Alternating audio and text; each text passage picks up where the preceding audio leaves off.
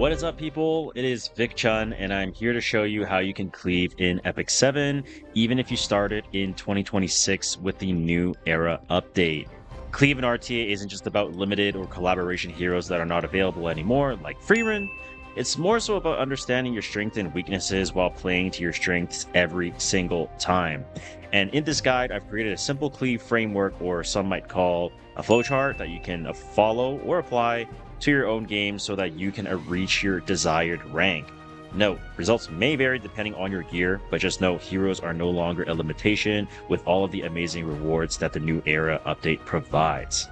Now, assuming you're taking advantage of the discounted Mystic summons that all players benefit from, some of the MO5 heroes you can rely on in RTA are Lady of the Scales, Boss Arunca, and Nodos.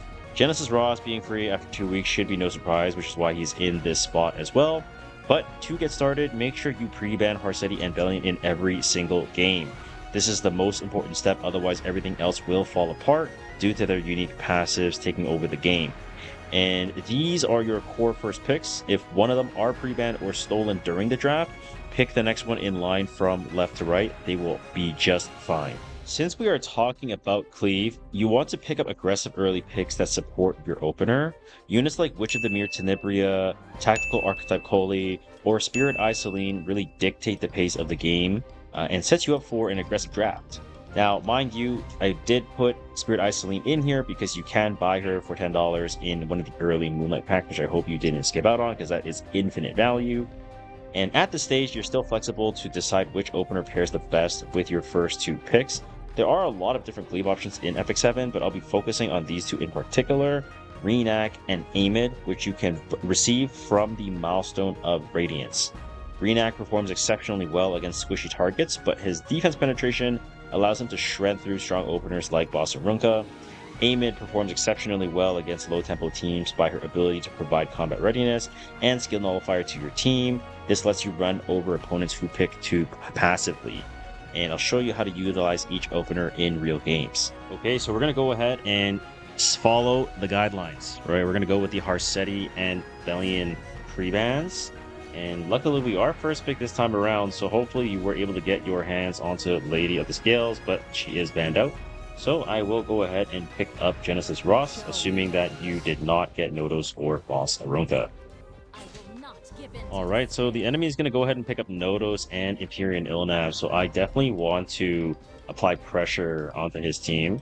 And so I'm going to go ahead and immediately pick up Witch of the Mere Tenebria, but let's just say you don't have her. Let's try to go with Perfumer Biblis, who is currently on the banner. And we're going to go ahead and pick up a Renak for our team as well. Now, Perfumer Biblis is one of those units that has effectiveness, and she has the injury on her kit with S3. And Renak is going to be the opener that gives us tempo and allows us to pick a lot of damage and try to overwhelm the enemy.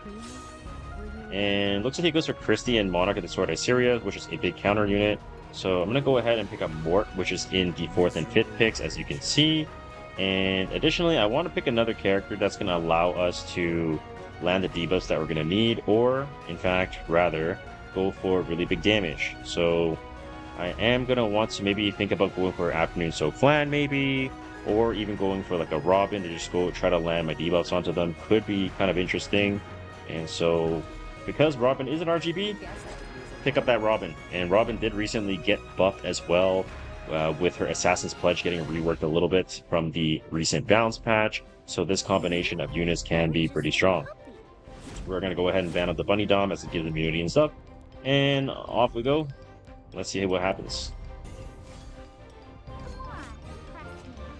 Alright, so I'm going to go ahead and try to pilfer the Nodos. We did get double countered. Hopefully this doesn't result in us dying. Okay, that was kind of scary.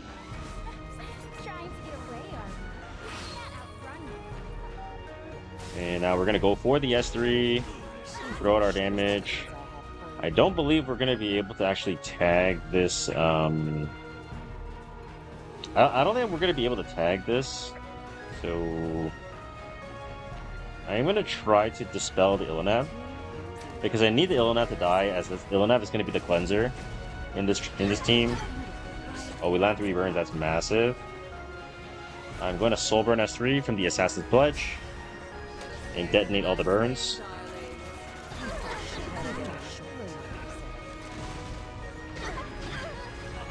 Nice, we got defense break on Nodos.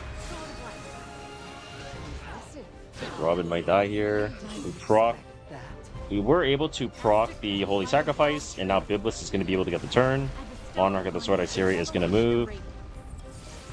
That is totally fine. We're totally okay with that. Not really, but I have to try to... I need to land my debuffs onto Nodos. I do have a redirect provoke, so it is not over yet. Oh, there we go. We got the redirect provoke, which is massive. And now I'm going to Soul Burn S2 onto the Monarch Iceri. I want to seal off her passive so that I can penetrate her defense. I have to unfortunately eat another counter and take more injury, but I think it's okay. We will S3. We're going to kill off Christie. We'll kill off Nodos in the process. Hopefully we can do enough damage onto this Monarch Iceri while we're injured. Okay, eat another Elbrus. Now, Monarch Iceri no longer has the S3, so she cannot cleanse. This is going to proc my Biblis again. And now I am going to go for a Soulburn S1, which is going to trigger a dual attack with my G-Ross. And that's going to kill off the Monarch Iceri. Nice and easy. And that is all the time we have for today. Cleaving in 2026 as a new player is still possible, contrary to popular belief, as I've shown you just now. To me, there's no better way than winning games as a cleaver. And with that being said, thank you for watching, and I'll see you guys on the next one.